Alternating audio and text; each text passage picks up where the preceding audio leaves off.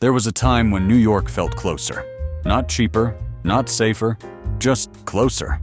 You could walk into a store with a few dollars in your pocket, sit down at a counter, and eat a full hot meal next to a stranger you'd never see again. You could cross the city with a small metal token in your hand. You could spend an entire day outside and never once need a phone. That New York is gone. In this video, we're going back to the 1970s, to the everyday things people actually lived with. Stores, counters, habits, places that quietly disappeared. Some vanished because the city changed, others because money did, and a few because New York simply stopped being that kind of place. These aren't landmarks you visited once. They were part of daily life. And we start with something millions of New Yorkers remember, even if they don't realize how much they miss it. Before fast food chains, before delivery apps, before eating became something you did alone, staring at a screen, there was Woolworth's. You didn't go there for an experience. You went because you were hungry. Woolworth's lunch counters were everywhere in New York during the 1970s. In Manhattan, Brooklyn, the Bronx. Long counters, fixed stools, white plates, cheap coffee, no reservations, no waiting list, no dress code. You sat down wherever there was space, next to construction workers, office clerks, teenagers skipping school, elderly couples who'd been coming for decades. Everyone ate the same food: grilled cheese, meatloaf, mashed potatoes, a slice of pie, and a cup of coffee that never seemed to empty. It was fast, but not rushed, cheap, but not disposable, and most importantly, it was public. You overheard conversations, you nodded at strangers, you shared the same counter with people whose lives were nothing like yours. In a city famous for ignoring each other, Woolworths forced a kind of quiet togetherness. By the late 1970s, the counters began to disappear. Rising rents, changing retail. The idea that every square foot needed to make more money. The stools were removed. The counters closed. The meals became something you took to go. Today, the Woolworth signs are gone. The counters are gone, and with them, a small but meaningful piece of New York vanished. Not a famous landmark, not a tourist attraction, just a place where the city once sat down and ate together. Before swipe cards and apps, before contactless gates and countdown clocks, New York ran on metal. A subway token was small, heavy in the hand, cold to the touch. You didn't tap it, you didn't scan it. You dropped it into a turnstile slot and pushed your way into the city. In the 1970s, millions of New Yorkers carried tokens in their pockets every day. They jingled with keys. They got warm from your hand. They were easy to lose and impossible to replace once the booth closed. A token wasn't just a fare, it was permission. Permission to move, to cross boroughs, to disappear underground and re-emerge somewhere else entirely. Each token had weight, literal and symbolic. You felt the cost of movement. You felt the transaction, and everyone paid the same price. The subway didn't know who you were, where you lived, how much money you made. Once you dropped the token, you were just another rider. In the 1970s, that ride wasn't glamorous. Graffiti-covered cars, flickering lights, delays that felt endless, but the token connected the entire city. Factory workers heading home, kids riding alone after school, night shift nurses, artists carrying portfolios, people with nowhere else to go. By the early 1980s, tokens began to change. Different sizes, different shapes, different colors, each one marking another price hike. Now the gates open automatically, and New York moves faster than ever, but it no longer sounds the same. Before screens told you what to order, before food became a brand, New York fed itself through glass. The Automat, run by Horn and Hardart, these cafeterias weren't fancy. They were efficient, democratic, almost magical. Along entire walls, small glass doors displayed hot meals, meatloaf, baked beans, mac and cheese, slices of pie. You dropped coins into a slot, turned a knob, and the door opened. No cashier, no waiter, no small talk. Just food, instantly. In the 1970s, automats were still part of daily life in New York. Office workers ate lunch standing up. Elderly regulars came every morning for coffee. Kids stared at the glass, deciding how to spend their last few coins. It was fast food before fast food felt rushed. Behind the wall, unseen workers replaced plates non-stop. fresh meals sliding in as others disappeared. It looked mechanical, but it was deeply human. And there was one rule everyone knew: the coffee. Horn and Hardart took coffee seriously. If it sat too long, it was dumped, not served. Fresh pots were brewed constantly. It became legendary. The Automat wasn't just about eating. It was about anonymity, without isolation. You could eat alone, without feeling alone. You sat among strangers who weren't staring at you, who weren't in a hurry, who were just passing through the same moment in the city. By the late 1970s, the automats were fading. Rising labor costs, changing tastes, the spread of chains that promised speed but delivered sameness. Before streaming, New York learned its sound from record stores. Small ones, cramped ones, places you could walk past 100 times and still miss. In the 1970s, corner record stores were everywhere. You didn't go there just to buy music, you went to learn it. Wooden bins packed tight with vinyl, handwritten price tags, posters taped to the walls, a bell on the door that rang every time someone new walked in. You flipped through records slowly, carefully.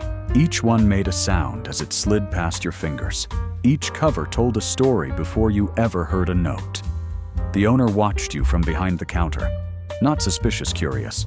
They knew what had just come in, what sold out, what nobody understood yet.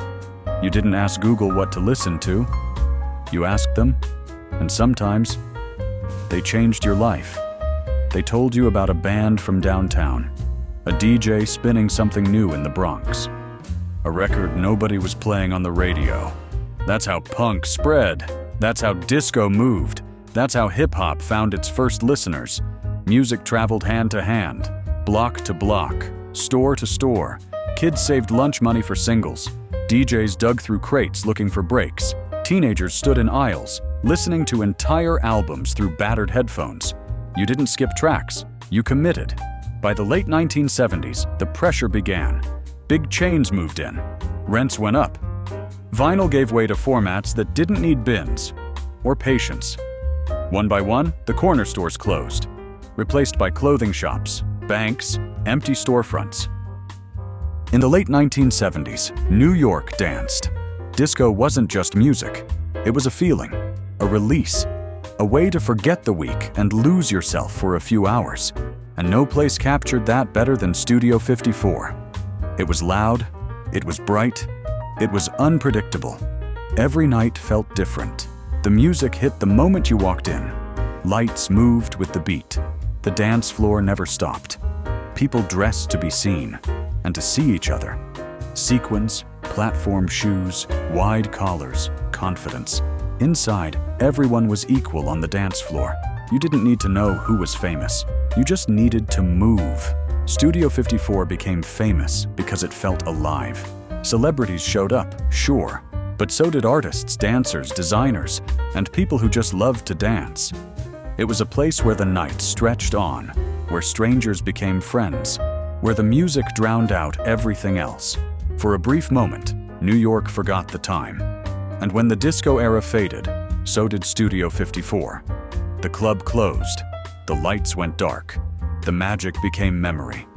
But for those who were there, it remains a symbol of a time when the city dressed up, stayed out late, and danced like nothing else mattered.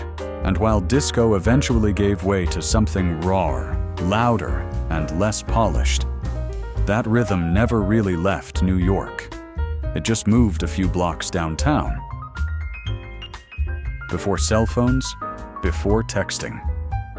New York spoke through payphones. They were everywhere. On corners, in subway stations, inside diners, outside bars. You didn't call casually, you planned. You carried change, you memorized numbers. You hoped no one picked up on the other end. If someone answered, you talked fast. If the line cut out, that was it. In the 1970s, payphones were lifelines. You called home to say you were safe. You called work if the train stalled. You called friends when plans fell apart. You waited your turn. People stood behind you, listening to half conversations they weren't supposed to hear. I'm downstairs. I'll be there in 10. I missed the train. Some calls changed lives. Others just changed the night. Payphones gave the city a rhythm. You moved, you stopped, you spoke. Then you moved again.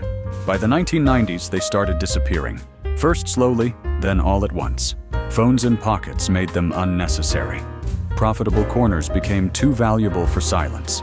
Today, a few remain. Mostly unused, sometimes broken. Artifacts, and with them went something else. The idea that being unreachable was normal. That plans could change. That people might not answer. And that was okay. New York still moves fast. But it no longer pauses at the corner to make a call. Before punk had uniforms, before rebellion was packaged, there was CBGB. No velvet rope, no dress code, no celebrities waiting to be let in. Just a filthy club on the Bowery with a bathroom no one wanted to use and a stage barely held together. CBGB stood for country, bluegrass, and blues.